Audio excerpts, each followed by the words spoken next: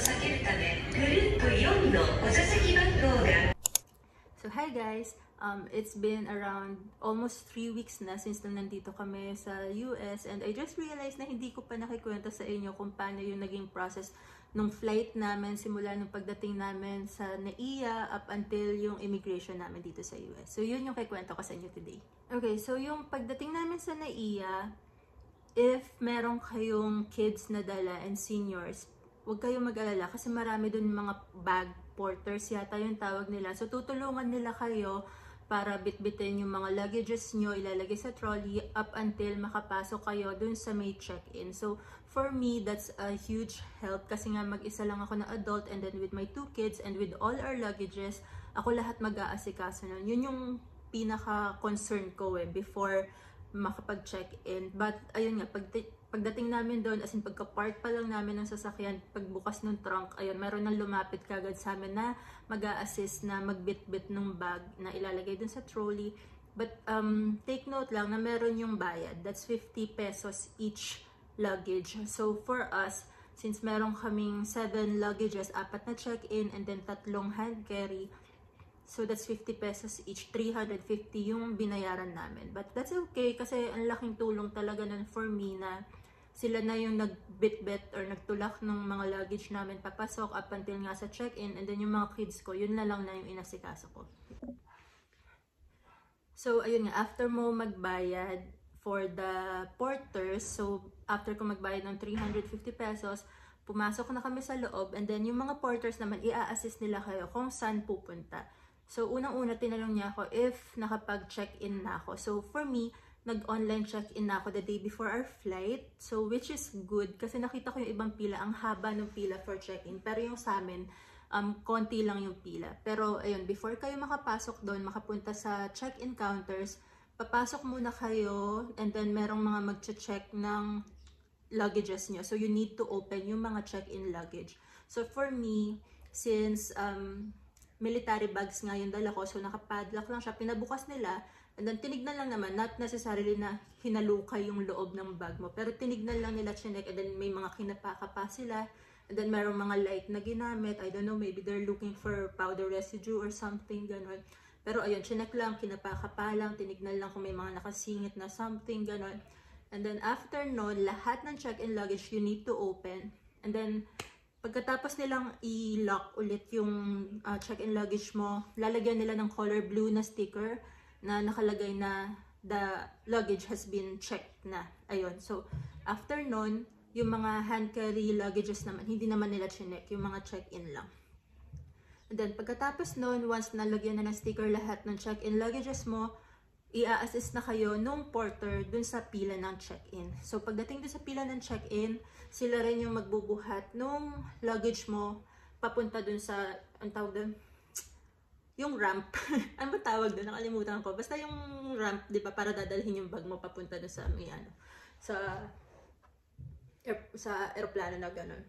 But, ayun, anyway, ayun nga, yung binayad ko na 350, for me, sulit na sulit yun. Kasi sobrang na-assist talaga nila kami every step of the way papunta dun sa check-in. And then, ayun, so pagdating ko ng check-in, hiningi na yung mga necessary documents, and then, tinanong ako kung nakapagbayad na ako ng travel tax. So, for me, hindi pa, pero na-process na lahat ng babae yung sa check-in namin. And then, before niya ibigay yung boarding pass namin, pinapunta niya muna ako dun sa travel tax payment para magbayad niya. And then, after ko mag-payment, bumalik lang ako sa kanya para ipakita yung receipt, and then siya kanya binigay sa akin yung boarding pass namin. So yung pag-check-in ko, super easy process lang, lalo na in-assist nga kami ng mga porter, so walang kahirap-hirap. And then after na check-in, ayun, pwede pa kaming lumabas kasi maaga kaming dumating sa airport. I think 3 hours before ng flight namin, nandun na kami sa airport. So after na check-in, sinabihan rin naman kami ng porter na pwede pa kami lumabas to meet up with our family pa nga, ganun. Kasi hindi pa kami nakapagpaalam ng maayos sa isa't isa. Alam mo, parang pagdating namin doon, sinabihan na kami kagad ng porter na mag-check-in muna kayo, and then pwede kayong i-wait ng family doon sa Jollibee. So, parang may food court area doon. Ayun. Tapos doon na lang kami nag-meet up after. So, ayun, after na check-in, syempre yung mga hand carry na lang yung bit-bit namin. And then pumunta kami sa Jollibee. So, nakapag-breakfast pa kami with our family before our flight. Ayun, after eating breakfast with our family, syempre nagpaalam na, ayan. And then, malapit lang naman din yung entrance ulit papasok dun sa airport. So, bago ka pumasok papunta sa immigration, syempre merong pinto, di ba? So, meron na mag-check din ng passport and ng boarding pass. So, for me, nakita niya na meron akong 2 batang kasama. And then, pinapila niya ako dun sa priority lane, which is sobrang convenient for us kasi maikli lang yung pila eh. Pero dun sa normal line, sobrang paikot-ikot talaga nakasnake na ganun. So, after dun sa immigration, pumunta na kami dun sa mag-check nung hand carry luggage. Yung usual na you need to bring out your gadgets, lahat ng electronics, yung laptops, yung mga iPad, remove your shoes, ganon. And then after namin makapasa doon, diretso na kami sa aming boarding gate. By the way, dun sa immigration, yung sa NAIA pa lang, ang hiningi lang sa amin is yung, syempre yung passport and yung boarding pass, and then kinuha lang din yung CFO certificate namin 3. So tinignan lang, and then binalik naman sa amin yun. And then wala namang masyadong questions na sinabi. Yun lang. And then, chinek lang, tinignan lang din yung kids kung kamukha nila yung nasa passport nila. That's it. Wala masyadong tinanong. So, on the way to our boarding gate, ayun, marami ng mga kainan doon, mga souvenir shops, gano'n. So, pwede muna kayong kumain kung maaga pa naman. Kasi once na nakapasok na kayo doon sa boarding gate nyo, bawal nang magdala ng food doon.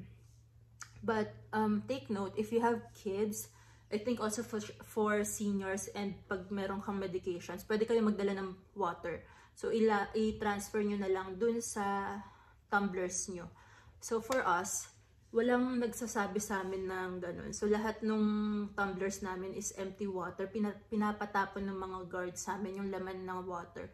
So, I thought na makakapag-refill ako once nandun na kami sa boarding gate.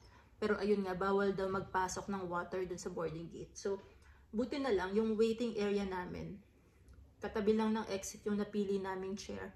Tapos, katapat na katapat lang, merong Bose Coffee. So, nagkape muna ako doon habang yung kids ko nakaupo doon sa loob ng boarding gate. And then, binilhan ko sila ng water. Tapos, yung babae na naka-assign doon sa exit, ayun, sinabihan niya ako na, ma'am, meron naman kayong dalang kids. I would suggest na yung bottled water, i-transfer ko nga dun sa tumbler daw namin, and then sabihin ko na lang daw dun sa officer na nasa boarding gate entrance, ganun, na meron akong kids na kasama. So, i-aalaw nila na magdala ng water. Sa loob ka na ng boarding area, once nandun ka na sa loob and lumabas ka, hindi pwedeng babalik ka na lang or papasok ka na lang ulit dun. You have to go through ulit dun sa pinaka main entrance. Tapos i-check ulit, tatanggalin mo ulit yung sapatos mo, ganun, lalagay mo ulit yung bag mo, yung mga ganun. But, ayun, so yung bumili nga ako ng water ng kids, transfer ko dun sa tumbler. Nung pagpasok, ayun nga, sinabi ko lang na meron akong batang kasama. Tapos tinuro ko lang sila, tinignan lang, ayun. Tapos inalaw naman nila na meron water yung tumbler na dala ko. So, after nun, syempre, waiting game na lang hanggang sa umabot na yung boarding time namin. By the way, yung sa amin din, yung una naghihintay kami dun sa general waiting area lang. Pero may lumapit sa akin na lalaki.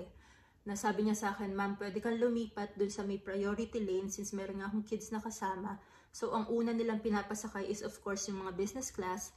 And then after nun, inuna nilang i-line up yung mga seniors na naka-wheelchair. So, merong nag-a-assist dun sa mga seniors. And then after ng seniors, ayun, pinasakay na nila yung mga parents with kids or those who are traveling with kids. So, ayun, buti na lang may lumapit ulit sa amin na nagsabing gano'n kasi nandun nga kami sa general area. So, syempre, ang daming tao doon. So, nauna pa kami. Nakalusot ulit kami doon sa parang priority area. So, ayun, which is super convenient for me. Lalo na medyo matagal yung waiting namin doon. Naboboard na yung mga bata. During the flight naman, so, syempre, di ba, merong mga flight attendant na yung naka-assign per area doon sa aeroplano. Ganun. So, for us, yung flight attendant na naka-assign sa amin, tinake note niya na meron akong 2 batang kasama. So, every meal time, una nilang binibigyan yung mga seniors and yung mga bata. So, ayun. Unang nabibigyan ng food yung mga anak ko. And then, same thing, meron din silang binigay na parang small bag ng mga parang small coloring book, crayons, gano'n, small toys for the kids. Para nga hindi sila maboard sa flight.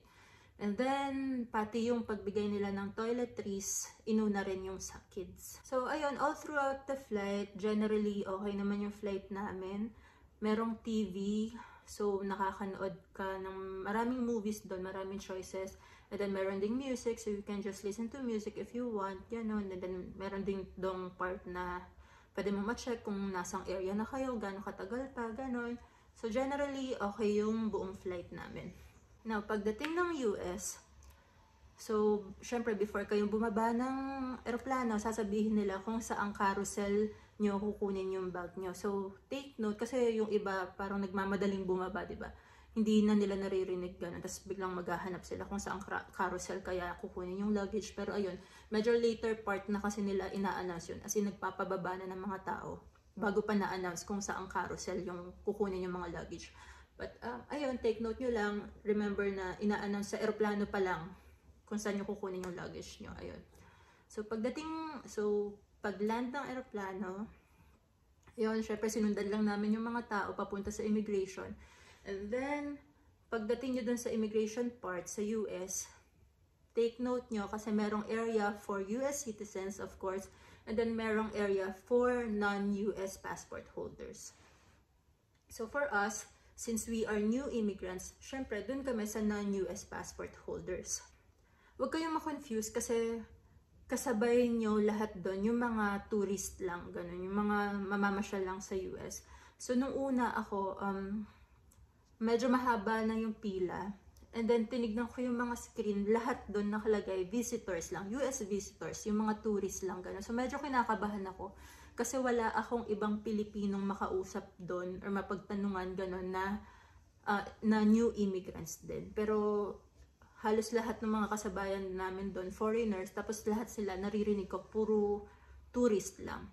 But, basta sundan nyo lang yung sign na nakalagay na non-US passport holders for kung new immigrants kayo, sundan nyo lang yung line na yon. And then, nung nasa medyo harapan na kami ng line, merong nag-a-assist doon na babae. So, tinanong ko na yun ba yung line for new immigrants since lahat nga ng signs na nakikita ko is for tourists lang. So, sabi niya naman yes. So, pinapila niya na kami. Doon, same lang din ng sa tourist. So, pagdating namin sa immigration officer na, dinagtawag na kung saang may vacant na immigration officer, syempre doon ka lang pupunta.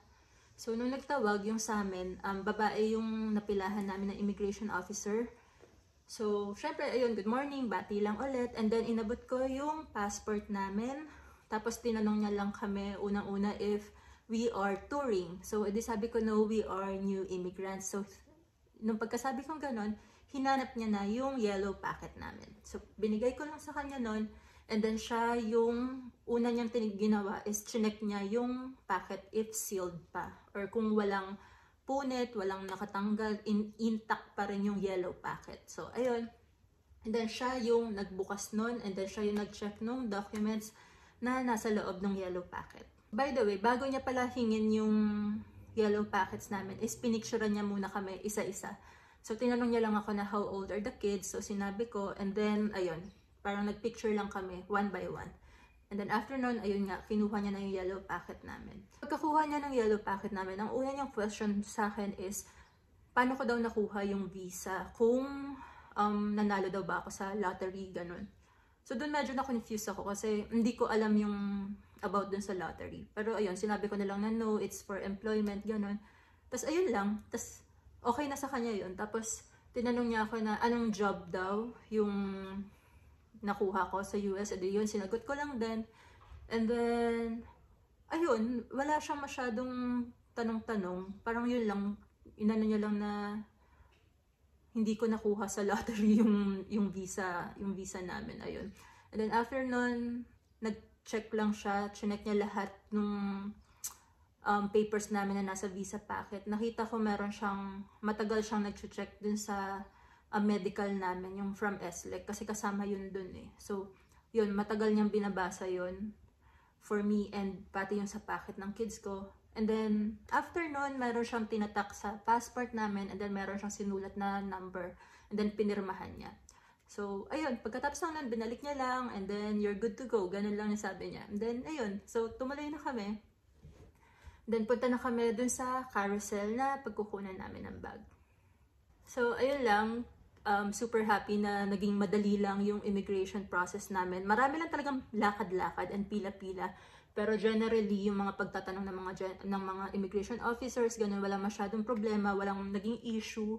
More on general questions lang din talaga. Minimake sure lang siguro nila na kayo lang din yung may-ari ng papers or legit and legal yung papers nyo, ganun. Pero, ayun nga, walang problema. Ang bilis naming nakalabas.